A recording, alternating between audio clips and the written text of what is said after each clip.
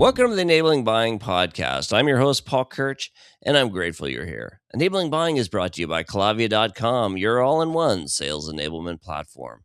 When we look at selling, we often forget that there are cultural and global nuances that may impact how people move into sales roles. No matter where you're from, you'll find people who fall into client-facing roles such as sales, sales leadership, and entrepreneurship almost by accident. Today, I'm joined by Carla Watt, a commercial growth strategist and founder of WattNext Consultancy based out of the United Kingdom. Carla helps founders move beyond founder-led sales by building the leadership, systems, and commercial structure needed for sustainable growth. It's fascinating to hear her perspective on how many people move and become accidental sales leaders. In fact, her perspective led her to authoring her forthcoming book titled The Accidental Sales Leader. This explores one of the biggest challenges entrepreneurs face, making the transition from being the person who sells everything in the business to building a scalable sales organization. It's a timely conversation about leadership, growth, and creating a business that can thrive beyond its founder. Please join me in welcoming Carla Watt. Carla Watt, welcome to Enabling Buying Podcast. So great to see you. Great to be here. Thank you for having me. Well, of course, we've been very fortunate to get to know each other. You're a Collavia partner. I'm a board member of Collavia, and Collavia is the sponsor of this platform and this show. And, it's a great sales enablement buying tool and very powerful product. So many great things coming from that. But as we're talking about salespeople and sales leadership, often people come into sales from different areas of life. Now, myself, I went into sales very intentionally because I was in an operations role, but I wanted to start my own company. But at the time, I wasn't ready. I was fearful. I thought, well, I need the security of a company. I need that paycheck. So I moved into sales because I thought, well, it's the closest thing to entrepreneurship without actually taking that big leap of starting my own company. At the time, it was a really good move. And over the years, I gained experience and became a better salesperson. Then eventually I got to be a sales leader, and I found that coaching and training was definitely one of my strengths. And so I was very fortunate. Now, you actually are working on a book, or you've actually been writing a book, and it really speaks to the way I think a lot of people end up in sales, and you call it the accidental sales leader. And I think that's a fascinating concept. So talk a little bit about what it's like to just kind of fall into this field of doing business. Yeah, well, thank you for the intro. Yes, so the book is called The Accidental Sales Leader because I think we're all accidental sales leaders because nobody actually, unless it's you, obviously, I don't hear many people saying that they intentionally go into sales. The majority do fall into sales. And, sales has never always had such a great reputation anyway of selling to people. It's always been looked at as pushy people, overconfident. And it's not the case at all. But very typically, I fell into sales. So the book is probably more about kind of my kind of story and my kind of journey, because we've all got a journey if we've made it in sales and we've been able to move up that ladder and run teams and train teams and coach. I do something very similar to you. So the book kind of covers my kind of journey of how I fell into sales, and I started at the very bottom with the telemarketing, which, when you say that to anybody, it's, straight away, it's, oh, you're one of those, are you? But what I think most people don't realize is it's one of the best teachings, one of the best lessons in sales to ever learn, because it certainly teaches you to get up and go. It teaches you resilience. It teaches you rejection. Because rejection, a lot of people find very difficult in life. Life in general that rejects you, and you get to be able to cope and deal with that. Obviously, if you've got a really good company that you're working for, or a really decent manager that you're working for that can guide you through that, I found that kind of period of my life set me up for a lot more in life. I found it hard, miserable, but also a very good lesson at the same time that helped me steer into sales. And I think my book I call it the accidental sales leader, because I look more as a founder, because I am a founder of my own company. And when I looked at myself as a founder, I never expected to set up my own company. I decided to move into that arena thinking, well, I'm in sales, I should be able to do that. And I learned a whole bucket load of new lessons, basically thinking I knew it, and I really, really didn't. Yeah. So I moved into that arena and realized that what I knew was very little compared to what I know now. So in the corporate kind of selling world, I kind of very much knew how to sell. I'd done everything from field sales to AEs to whatever you wanted me to do. To then being able to set up sales teams, because I was more of a people person. I cared more about what people were going through on their journey because I knew what it had done to me, and knowing that sometimes you Yeah. have to really come in and pick your backside up off the floor. So I was just like kind of moved my book from going into sales that I knew from a corporate environment and what I used to train into like being a founder myself, and then realizing I fell into this kind of market of founder-led sales, and none of these founders actually had the background that I had in how to then move it into a structured sales process. And there is a big gap between a founder and then moving it into structured. And if they knew even just a fraction of what some of us know, their lives would be so much easier. Yeah, I think that you mentioned that a lot of people fall into sales. I actually know several people that went down the path of intentionally going down that, but it's often because of who they're training under, the mentor, what they Mm-hmm, see, maybe a family member. A lot of times, if you're starting your own company, you're kind of forced to learn to sell. Like especially if you don't have a lot of resources, mm-hmm. you're the chief cook and bottle washer, and you're doing it all. And so you really kind of learn to embrace sales in that avenue. But I do think you're right that a lot of people do kind of fall into that. But I think a lot of entrepreneurs become accidental entrepreneurs. I've known people that they lost their job or something like that and kind of forced them down a path. But one thing that's really interesting, you and I talked about this, is that because a lot of people do fall into it, they don't necessarily come into it with formal training. Maybe they buy some books or they go through some programs, but it's not like schools are really teaching students how to go down the path to become successful salespeople. I think today there's more opportunities and there's, entrepreneurial classes and things like that, but sales is definitely not something that I think is commonly taught in schools. So talk a little bit about your vision, because I think you and I both see that there's a real barrier here. Yeah, well, just to touch on a point that you just made about, quite a lot of people that intentionally went into sales. I would also say that there are a lot of people out there, but I think culturally, I know we're at the other side of the pond. Culturally, we are still quite different. Our natural compass from Hmm. a British point of view is quite reserved to the American point of view is quite open and quite far more confident. And this is because I do work an awful lot in the States as well as working within Yeah. my own country, and I see the difference in the confidence. So I think that we don't naturally go into it, and you are right. A lot of us are forced into being an entrepreneur at some point because they are sick to death of the mold that is out there, and companies that are just producing the Yeah, same that's mold, and right. I don't really look after the people and just look after the bottom line. And if they could only see that if they looked after the people, the bottom line would be even bigger.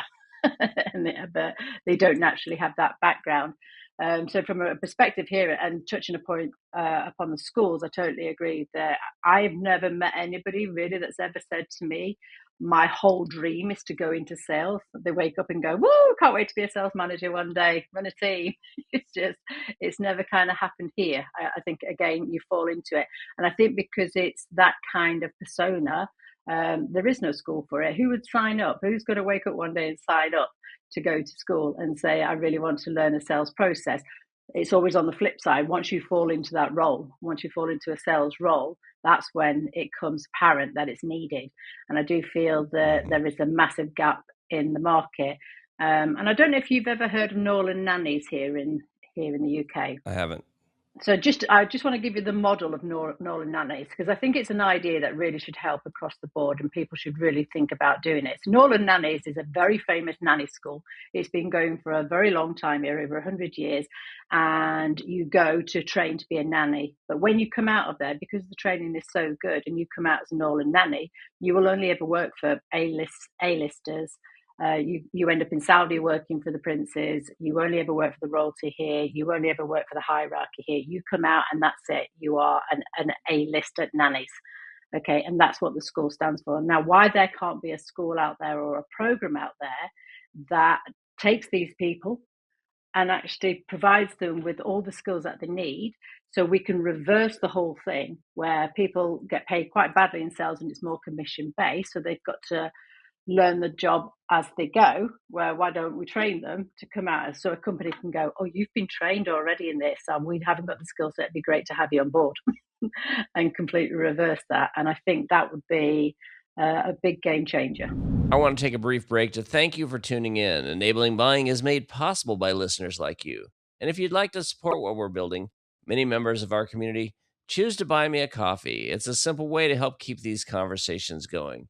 Visit buymeacoffee.com/Paul CU. That's the letter C and the letter U. Or click the link in the show notes. Now, let's get back to the show. Yeah, I don't disagree. And now I do think some things are changing. So I work with a woman who I've become good friends with, and she wrote a book that was called Ask Outrageously. And it's really the idea that you don't get if you don't ask, and ask for more than you expect, and you'd be surprised what you can accomplish. And she's a negotiation expert, former attorney. She used that experience to start really honing her skills in negotiation. Now she teaches negotiation for a university. She travels around teaching it to companies. And I see that and I'm like, okay, that's amazing that is now becoming something that they're teaching in school, because it is a progression towards the idea that, if you can become a good negotiator, I mean, obviously that is a skill and a strength that really can enhance anybody in their career. If they go into business development, sales leadership, or something like that, it's powerful. So there are some things that are coming, and I think what you described there, it sounds like some positive trends that who knows what the next generation will hold. Because I never thought there would be entrepreneurial classes in college, and now here in the United States, most of the universities have entrepreneur programs, Mm-hmm. and it's really Yeah. fascinating. So in your career, you kind of fell into sales. You mentioned that corporate sales did teach you some great lessons. What are some things you took out of corporate sales that really helped you when you later started doing your own coaching and training? I think it was more, recognizing people and how people actually learned. I think certainly from when we leave school here, we all have different learning styles, whether it's, auditory, visually, kinesthetics. But I think that the second you leave school, that kind of just all goes away. Even we notice that in college, they don't seem to continue with that. And I think and when I've joined companies and I see onboarding programs and the training programs that they have, it's not across the board for different styles of learning. And I noticed that big time. And I noticed little things and changes that you can implement that just help somebody to stay on track with the vision that you've given them, and the training that you've given them used to make some big differences. So I noticed that it was more about recognizing people rather than actually just a one size fits all. Yeah, and you started WattNext Consulting, and during the progression, you said that you were in a situation where you're basically your job became redundant, and you were kind of felt like forced down this path. What was that progression like? Because I know how hard that is when you feel like you're kind of being led down another path that is unexpected. It is, but I sometimes think life comes along and kicks you down a path that you didn't particularly want. But then when you look back, you think, oh, that was really worth it.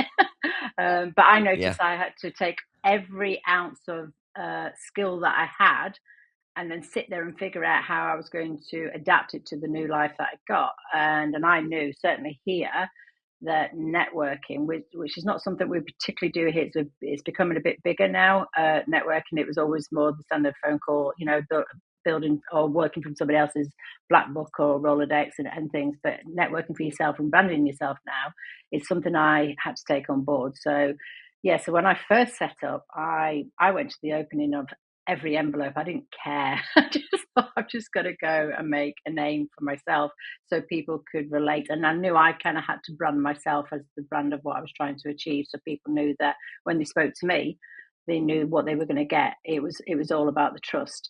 And I found that was the quickest way for me to be able to go down that road, because once you're down that road and you build your net worth, as they call it now. Your network is your net worth. There is a lot of now referrals. Oh, you need, this is what you need. You now need Carla. Rather than just someone saying I've used her, or they've got to know me, so that, and we all kind of build our relationships as well that way. Of if you recommend this person, then I certainly know that I need to go and speak to this person, and that's how I kind of branded myself here. And a lot of people do, and it's very different. And in 2016, I went through a divorce and became a single father overnight. And up to that point, I had been a business owner since 2009. So I had 7 years of experience owning my own business. And I would tell you it was the most fun I ever had, but it was also one of the most challenging things I'd ever done trying to build a business by myself.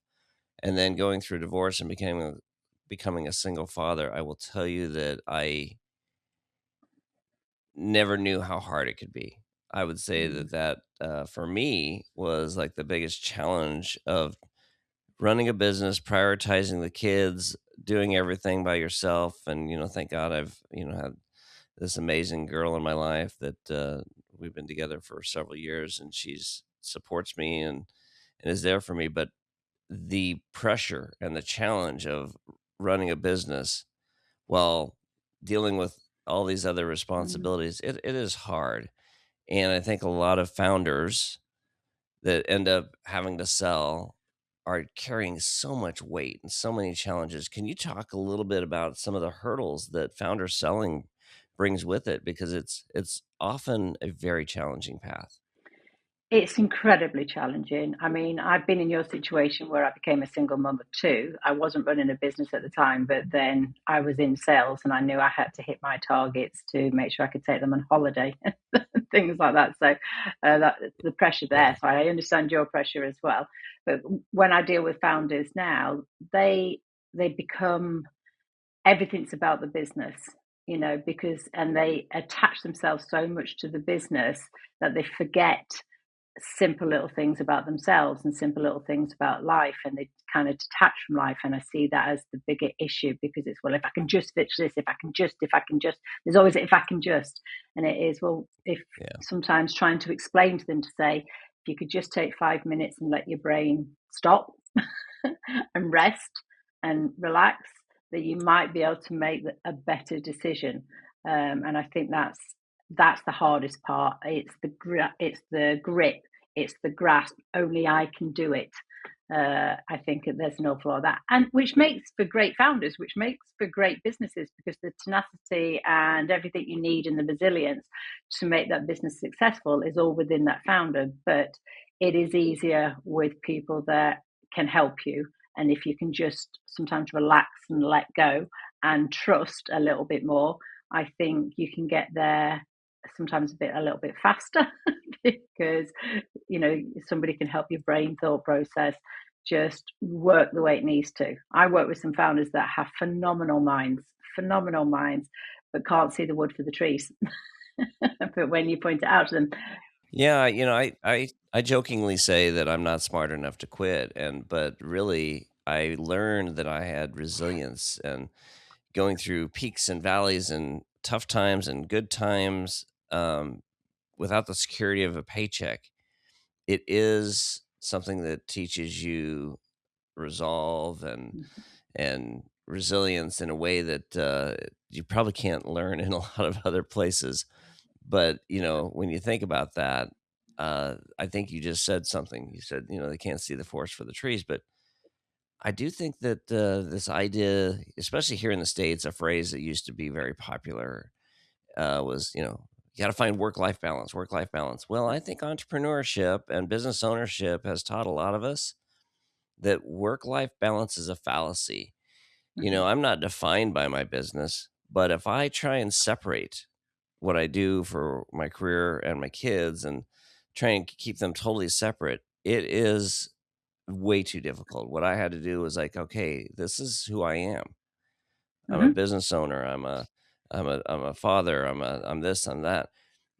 That idea of separating those things became daunting. Are there some lessons you've learned or some things you've seen that have helped people really manage that process? Yes, because I think a lot of them probably have the same thought process as you, that you've got to detach everything. So, and this work-life balance. But I think certainly from entrepreneurs and for founders, I find that it's who they are. It is a big part of who they are. They love what they do. It may be stressful and it may be gut wrenching and it may be everything else, but it is who they are. And ultimately, if you really ask them the question, you really love this? A lot of them say, yes, I do. Yes, I love it. It's hard, but I love it. As you say, it's the hardest thing you have to do, but the most rewarding. And you should take that in. I think you should let your kids see things like that. Yes, you should have time for them, and yes, you should be able to detach and be a part of their world. But also, they need to see that's part of you, because I think we have lived in a system for a very long time. Or, you go to school, you go to college, you go to university, you come out with a degree, you go and work for somebody, you retire at a certain age and be thankful for everything you've got. And there's been a life like that for so long, where I think there needs to be more entrepreneurs, but people have to see exactly what that means and how you get there, and it is a part of them. And I think sometimes just don't stress, because ultimately people are doing it for the right reasons. They may make mistakes. I think they give themselves a hard time for the mistakes that they've made and not realize that it's something to learn, that they'll never make those mistakes again. It's the ones that continuously makes the same mistakes. You think, is this really for you? If you're not learning from your mistakes. Agreed. And I see founder sellers often make one, I guess, critical error that's maybe tied to a couple of different challenges. And one is they often end up hiring, when they grow to a point where they're able to hire a salesperson, they often end up hiring the wrong person. Now, the person may be the wrong person, or they didn't let control go. And you know as well as I do that a lot of people in that founder seller position end up taking such ownership of everything. When they bring someone new on, it's hard for them to let go of that. What can you talk a little bit about that? Because I think that is a hurdle that a lot of these founders actually face. It is, and funny enough, I've just put it into my newsletter into LinkedIn, because it is, founders. I get a lot of questions. Why can't they be like me? Why can't they think like I do? Why can't they have the energy and go off and have the passion like I do? And it goes back to the same as, but we're all individual. Now, that doesn't mean that person's not going to give you the results that you want them to, just because they're not doing it in the style that you want it to. I was equated, you go back to a chef, you can go to many different restaurants, and those chefs will cook differently and still provide you with a great meal, but all done very differently and all done in very different recipes. And I think founders think that they've just got to replicate themselves.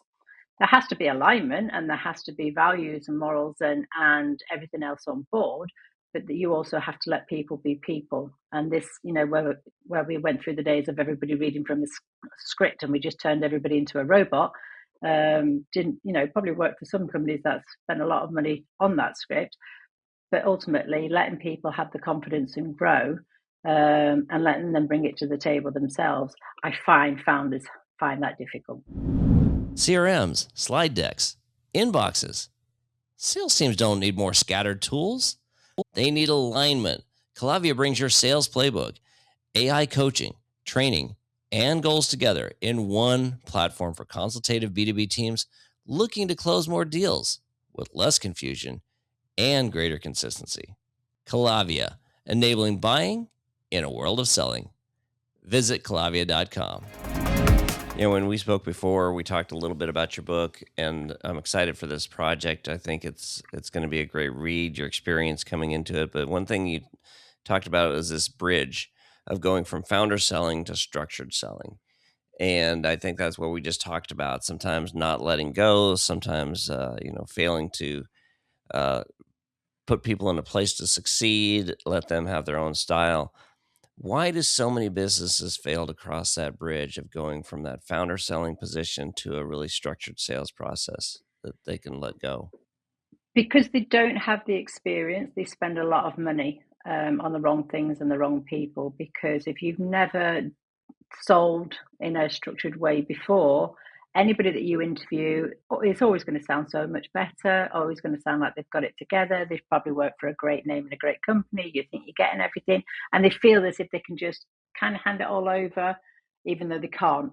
And it's, that kind of release of, they're experienced enough to take control of that and take it on, but they miss the gap of, do they though? Are you experienced enough to hire a salesperson? And I think that's the problem. They're not experienced enough to hire the right person, because founder sales is quite chaotic at the beginning. It's all over the place. You are running everywhere to bring that first sale in, and then to keep the momentum going to get yourself to that stage.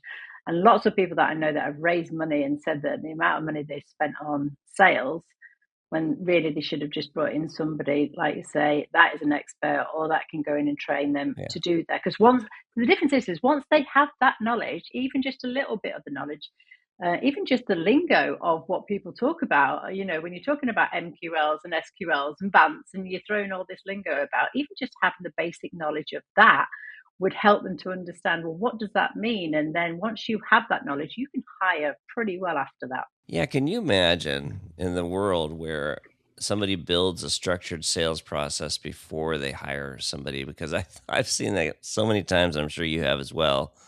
They finally get the right person on board and they're building the process. And then the salesperson is frustrated because they're like, let me sell, let me go do my thing. Yeah. But Hmm. instead, they don't have the process built up front. Are there other mistakes that you see that founders and accidental sales leaders or accidental leaders in this case, are there other mistakes you see them making that you would love to see them maybe avoid? Well, like you're saying, they bring in a sales team and they haven't set the foundations for a sales team. They just bring in the sales team, and they're kind of winging it. It's and we'll put something together as you come on board. But I would say the foundations need to be built first, and that has to go across the board within the culture and how people talk to each other. Even just the data. I mean, how many times I've walked into a company and was like, right, let me see what you're working from. Let me see your CRM system, and it's chaotic.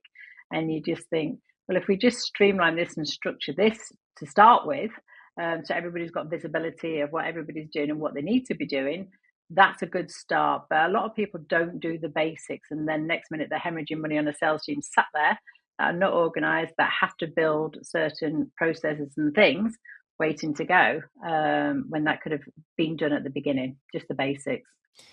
Yeah, I love it. And as we close this out, Carla, I want to thank you for taking out time to do this. I know you're busy, but this is such an important topic, and I'm excited for your book. But as we close this, I guess my final question for you is: if there's things you could redesign in business education, what would every entrepreneur learn from that process before opening a company? Or is anybody stepping into this accidental sales leadership role, what are some things you would love to see redesigned in the business education process? Well, I've worked with many founders, and some founders have just dropped out of college and just started this and made it work and learnt the lessons that they've gone. And I've also spoken to people that have come out with MBAs, and they've come out with PhDs, and they've come out with everything. But then there's nothing tangible there. They've had no experience. Everything's all theory. I think if we could get, even if it was like an apprenticeship, or anything going on, certainly if you're talking about the younger levels coming through, work experience and that kind, not just taking on a job, but actually taking on as an entrepreneur. Any basic knowledge would help just to bridge that gap, because the dreams are all there, the numbers there, we can get there. It's still all theory. They've never actually done it or seen a company do that. And certainly go and speak to people that even have that conversation, just so they can save the time. Yeah, it's amazing. Little things like shadowing and, putting someone in a place where they can actually mentor and learn from somebody Mm-hmm. else that's already doing that role. Those types of things are just underutilized. And I think that a lot of companies have the philosophy: we're going to give you a computer, we're going to give you some leads, and go sell. And that's definitely not helping create a growth path. It's like somebody saying they want to be a hairdresser and just going straight in to cut somebody's hair. Go, I'll have a go. Until I work this out. Absolutely. It's Oh, just a mess. I'll tell you a funny story. So one time, I my girlfriend's an incredible graphic designer. She can design anything. She's amazing.